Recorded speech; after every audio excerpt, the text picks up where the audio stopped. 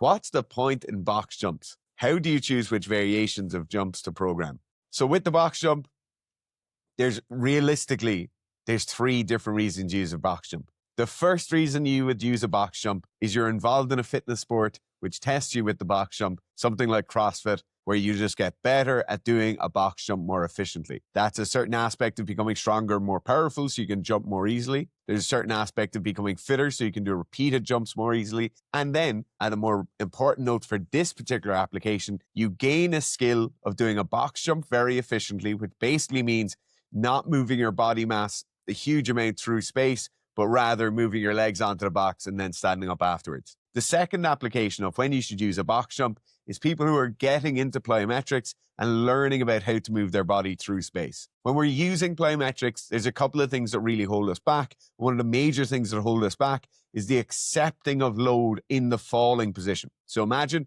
I do a vertical jump, I jump 24 inches into the air, then when I land back into the air, I'm landing from a height of 24 inches. When we put something like a box there, I really reduce the total amount of reactionary force I'm getting from the floor, because rather than jumping from or landing from 24 inches, I'm probably landing from 2 or 3 inches, and my body has to accept a hell of a lot less load due to that. So they're really nice. We get people to jump onto a target. They're not having quite so much load coming up to them, and it just makes for a slightly more easy on-ramp into the plyos and explosive movement world.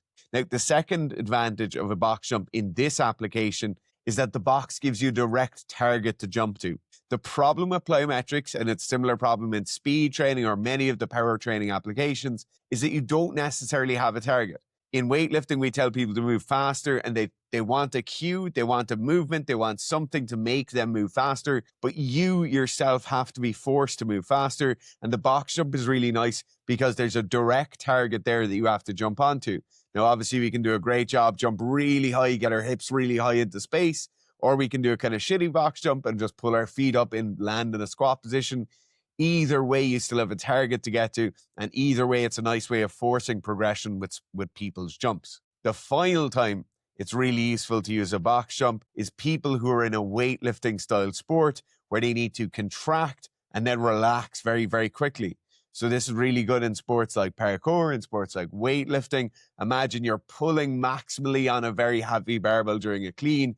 I then have to pull my legs up into my chest to get into a squat position and drop underneath the bar. It's similar in the free running style sports where you have to be able to jump as aggressively as possible, then manipulate your body in space.